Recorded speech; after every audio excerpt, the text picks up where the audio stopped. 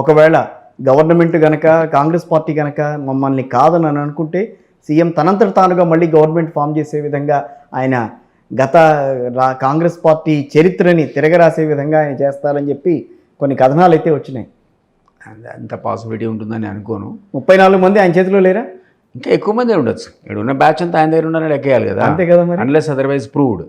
వేరే ఎవడైనా మేము రేపు ఒకనొక పరిస్థితుల్లో ఏదైనా కాంగ్రెస్ అధిష్టానం రేవంత్ రెడ్డి వద్దు అని అంటే గనక ఆయన దిగటానికి కూడా ఒప్పుకోకుండా, ఆయన దిగటానికి అదే అలాంటి సిచ్యువేషన్స్ రానియకుండా ఆయనే మేనేజ్ చేస్తాడని చెప్పి వాదన అయితే బయటకు వస్తుంది. నిజంగానే అంత ఈజీ అయితే కాదండి. అందులో భాగంగానే అటు పక్కన ఉన్న తెలుగుదేశం పార్టీని మళ్ళీ ఇక్కడ జవసత్వాలు నింపుకునే విధంగా, వాళ్ళని ప్రోత్సహించే విధంగా ముందుకు వస్తున్నారు. ఏం ప్రోత్సహిస్తే ఎప్పుడు సంగతి అది నెక్స్ట్ 5 years తర్వాత వచ్చే వ్యవహారమే కానీ అవును, ఇప్పటికిప్పుడైతే రివ్యూ కాలేరు కదా. సో అంత ఆస్కారం ఉందా వాళ్ళకి, అంత అవకాశం. తెలుగుదేశం పార్టీ ఇక్కడ కూడా రావాలని ఉవ్విళ్ళు ఊరుతోంది కదా. మళ్ళీ తప్పేముంది, ఏ పొలిటికల్ పార్టీ అయినా గతంలో ఉన్న పార్టీ కాబట్టి. మీరు తెలంగాణ వచ్చిన తర్వాత 15 మంది గెలిచారు వాళ్ళు. తెలంగాణ వచ్చిన తర్వాత బిల్లు ప్రవేశపెట్టబడి రాష్ట్రం ఏర్పడిన తర్వాత ఎలక్షన్స్ వస్తే ఎవరు ఊహించని విధంగా 15 మంది గెలిచారు ఇక్కడ టీడీపీ వాళ్ళు. అంటే తెలంగాణ ఉండగా కూడా అక్కడ స్పేస్ ఉండిందన్నమాట. కానీ తర్వాత క్రమక్రమంగా వీక్ అయిపోయారు, అది వేరే విషయం. కానీ బీఆర్ఎస్ పాలిటిక్స్ వల్ల రకరకాల. సో ఆ స్కోప్ ఉందనుకున్నప్పుడు ఎవరైనా కూడా కాస్త కూస్త రివైవల్ కోసం ట్రై చేయడంలో తప్పే ఉంది. పొలిటికల్ పార్టీగా వాళ్ళకు ఉన్నటువంటి హక్కు అది, దాన్ని మనం కాదలేం. కానీ దాని మీద డిపెండ్ అయ్యి సీఎం యాక్టివిటీ చేస్తాడనో లేకపోతే 34 మంది ఆయన దగ్గర అనేది కరెక్ట్ కాదు. ఎంటైర్ బ్యాచ్ బ్లాక్ ఆయన కంట్రోల్నే ఉన్నారు ఈ పూటకి. అది కాకుండా అదనంగా ఇంకో 10 మంది చేరారు. మీరు చూసారు కదా సీఎం డెఫినెట్లీ చేర్చుకున్నారు. మేము చేర్చుకుంటాం కూడా. ఇంకో 16 మంది వచ్చేంత వరకు మా ప్రయత్నాలు కొనసాగుతాయి. ఎందుకంటే ఆ 26 మంది వస్తే 2/3 మెజారిటీ వస్తుంది. మాకు ఆ పార్టీ లేదని డిక్లేర్ చేయడానికి అసెంబ్లీలో అవకాశం ఏర్పడుతుంది.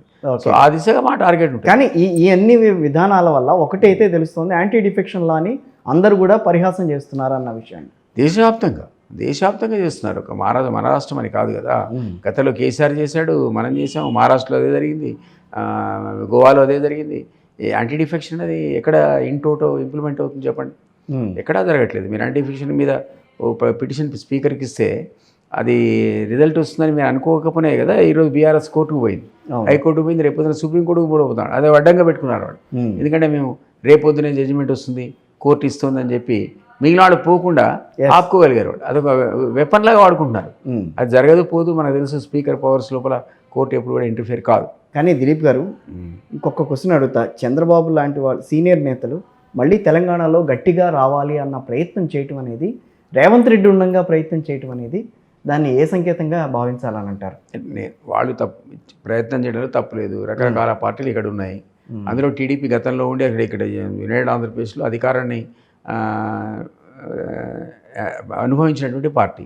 సో ఆ పార్టీకి తెలంగాణ వచ్చిన తర్వాత వీక్ అయింది, కానీ కాస్త కూస్తో బేస్ అయితే ఉంది కదా. సో వాళ్ళు తిరిగి వాళ్ళు ఇక్కడ మేము ఉంటాము, గెలుస్తాము 10 సీట్లు అంటే మనం ఎట్లా కాదంటాం? దానికి రేవంత్ రెడ్డి గారు ఎంకరేజ్ చేస్తారని మనం కూడా అని వీల్లేదు. నేను అలా మాట మీరే అంటున్నారు. వాళ్ళిద్దరు గురు, ఎందుకంటే అదే వాసన ఇప్పుడు అది ఉన్న పరిస్థితిలో గురు శిష్య సంబంధం అని ఏ సీఎంఏ చెప్పుకున్నాడు, మనం చెప్పేది ఉంది. కానీ సో అంత మాత్రం చేత కాంగ్రెస్ పార్టీకి డెట్రిమెంటల్గా ఉండి టీడీపీ గ్రోత్ని ఎవరు ఎంకరేజ్ చేస్తారు? So but at the same time నేను అన్నట్టుగా స్కోప్ ఉంటే ఎవరైనా ప్రయత్నం చేస్తారు, అందులో తప్పే. కానీ టీడీపీ లాంటి పార్టీ ఈ రోజు ఇక్కడికి రావటం అంటే మళ్ళీ ఏదో రకంగా ఇక్కడ వేళ్ళూనుకునే ప్రయత్నం చేయటం అని అంటే అది కాంగ్రెస్ పార్టీకి ఇబ్బందికర పరిణామా లేకపోతే బీఆర్ఎస్కి ఇబ్బందికరమా? ఏ రకంగా ఆలోచించాలంటారు? అది అంత కరెక్ట్గా అయితే మనం అసెస్ చేయలేము. బీఆర్ఎస్ అయితే యాజ్ ఇట్ ఈజ్గా వీక్ అయిపోతుంది. వీక్ అయిపోయినాక ఎటు పోవాలా, ఓటు ఎటు షిఫ్ట్ కావాలంటే కొంత బీజేపీ, కొంత మాకు వస్తుందని ఇంతకుముందే అన్న. 100% మాకు వస్తుందని మనం చెప్పలేం కదా. బట్ ఏదేమైనా ఇంకొక 1 yearకో 2 yearsకో మా పెర్ఫార్మెన్స్ మీద ఎవరైనా కూడా లేవాల్సిందే తప్ప, పెర్ఫార్మెన్స్ మాది అనుకున్న పద్ధతిలో ఈ పథకాలు 5 ఏళ్ల పాటు కొనసాగించేసి మేము అనుకున్న పద్ధతిలో అన్నీ కూడా మేము నెరవేర్చామనుకోండి, అప్పుడు వేరే వాళ్ళకి స్కోప్ ఉండదు. ఇంకోసారి టైం ఇద్దాం, ఛాన్స్ ఇద్దామని అనుకుంటారు. కర్ణాటకలో ఇప్పటికీ కొన్ని పథకాల విషయంలో కొంత సందిగ్ధత కనిపిస్తోందని అంటున్నారు. సో ఇక్కడ కూడా మరి అట్లాంటి పరిస్థితి వస్తే కాంగ్రెస్ పార్టీ నిలదొగ్గగలదా? చూడాలి. డెఫినెట్లీ మనం ఇచ్చిన హామీలు నెరవేర్చకపోతే దాని ఇంపాక్ట్ నెగటివ్ ఉంటుంది మన మీద. సో సాధ్యమైనంత వరకు వాటి అన్నిటి కూడా హామీలు నెరవేర్చే పద్ధతిలో మేము మా చర్యలు ఉంటాయి, కార్యాచరణ ఉంటుంది, మా అజెండా ఉంటుంది, మా అడ్మినిస్ట్రేషన్ ఉంటుంది తప్ప వాటి దూరంగా మేము జరుగుతాం. సో సాధ్యమైనంత వరకు రిసోర్సెస్ మొబిలైజ్ చేసుకొని 100% మేము అన్న మాటలు ఏమున్నా సరే హామీలు నిలబెట్టుకునే ప్రయత్నం మేము చేస్తాం. అది జరిగిన సందర్భంలో ఇతర వాళ్ళకి వ్యాక్యూమ్ అనేది ఉండదు ఇతర పార్టీలకు. పక్క తెలుగు రాష్ట్రం గురించి ఒకే ఒక క్వశ్చన్, ఆ రాష్ట్రంలో జరుగుతున్న పరిణామాలు చూస్తే ఏమనిపిస్తుంది మీకు?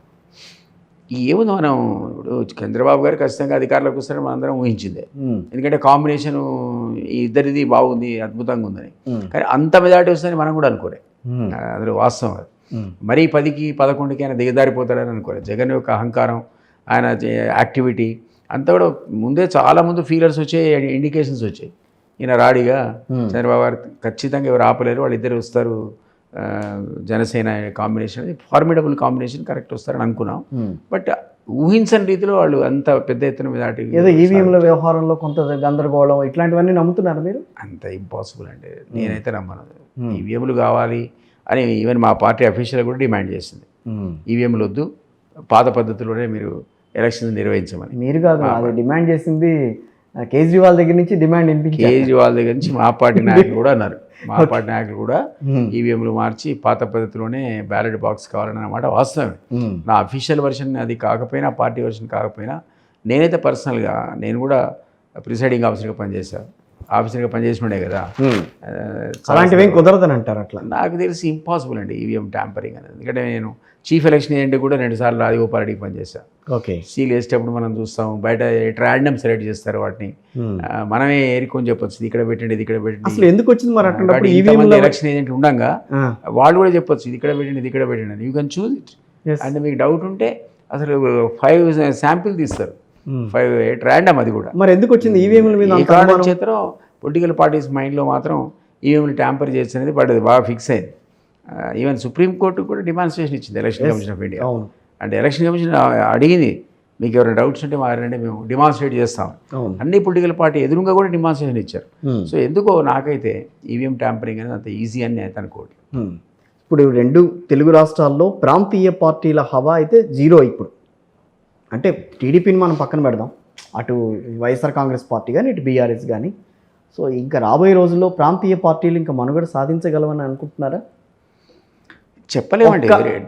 ఎజెండాతో, లోకల్ ఎజెండాతో. మీకు పక్కకున్న రాష్ట్రంలో మరి ప్రాంతీయ పార్టీ, నేను అదే అనుకునే అంటున్నాను. టీడీపీ పక్కకున్న తమిళనాడులో మీకు ప్రాంతీయ పార్టీ డిఎంకే అనేది, అది కూడా ప్రాంతీయ పార్టీ కదా. సో మీకు ఒరిస్సాలో కూడా అది ఆల్మోస్ట్ మొన్న ఒరిస్సాలో వచ్చింది అని చెప్తున్నా మీకు అన్నీ. బట్ ఒకప్పుడు ఉన్నటువంటి వేవ్ మీరు అన్నట్టుగా లేదు. ఒకప్పుడు ఏంటంటే ఈవెన్ బీజేపీ అయినా సరే, కాంగ్రెస్ అయినా సరే, ప్రాంతీయ పార్టీల మీద ఆధారపడే ఒక సంకీర్ణ ప్రభుత్వాన్ని ఏర్పాటు చేస్తుంది తప్ప వాళ్ళంతా వాడు ప్రభుత్వాలు ఏర్పాటు చేసే పరిస్థితి లేదు అని మనందరం అనుకున్నాం. దానికి భిన్నంగా బీజేపీ 2 సార్లు, ఇది 3వ సారి అధికారంలోకి వచ్చింది కదా. అవును. సో ప్రాంతీయ పార్టీలు ప్రాంతీయ ఎజెండా ఉంటుంది వాళ్ళకు, అట్రాక్షన్ వేరు.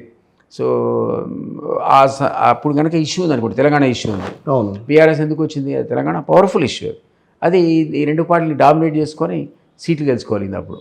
ఇప్పుడు అది తగ్గింది. తెలంగాణ ఏర్పడిన తర్వాత అంత పవర్ఫుల్ ఆస్పిరేషన్స్ లేవు కాబట్టి 2 టైమ్స్ ఒకసారి అధికారం ఇచ్చాం పోనీ అని మళ్ళీ జాతీయ పార్టీని తీసుకొచ్చే పరిస్థితి వచ్చింది. కాబట్టి డిపెండ్స్ ఆన్ పెర్ఫార్మెన్స్ ఆల్సో, అక్కడ ఉన్న అంశాన్ని బట్టి కూడా ఉంటుంది ఒక్కోసారి.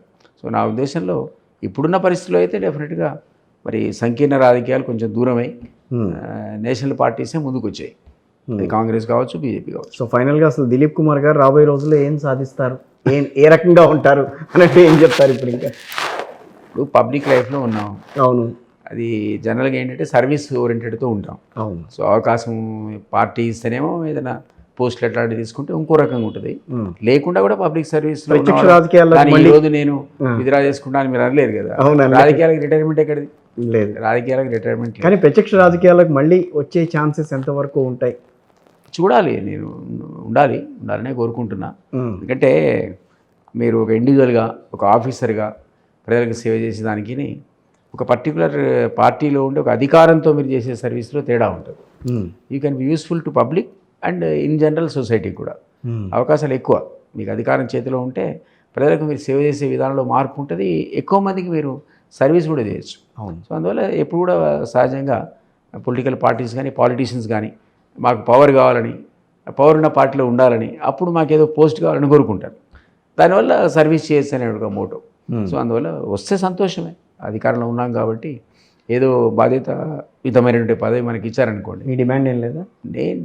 నేను అడిగాను సీఎం, అందులో దాచుకునేది ఏముంది. కానీ ఈ రెగ్యులర్ కార్పొరేషన్ చైర్మన్లు కాకుండా నేను చీఫ్ మినిస్టర్ గారిని అడిగానంటే నాకు కోఆర్డినేటర్గా ఢిల్లీలో special representative to government of Telangana ఇవ్వమని అడిగాను. ఎందుకంటే గత సీఎం అక్కడ నలుగురిని పెట్టాడు, ఒక పాలిటీషియన్ పెట్టాడు, ఒక ఐఏఎస్ని పెట్టాడు, ఒక ఐపీఎస్ని పెట్టాడు. సో అట్లాంటి దాంట్లో నేను కూడా ఫారెస్ట్ సర్వీస్ నుంచి వచ్చిన వాడిని కాబట్టి సో నాకు అది అవకాశం ఇస్తే ఇక్కడ తెలంగాణ నుంచి పోయిన బిల్లులు అక్కడ కోఆర్డినేట్ చేసి శాంక్షన్ చేసుకోవడంలో నాకున్న అనుభవం ఉపయోగపడుతుంది రాష్ట్రానికి అనే విషయాన్ని నేను డెఫినెట్లీ ఆయన అడిగాను. ఆయన కన్సిడర్ చేస్తా అన్నాడు. ఆయనకున్న అప్లికేషన్స్, ఆయనకున్న ప్రెషర్స్ మనది లేవు, ఇస్తే సంతోషం. బీఆర్ఎస్ మన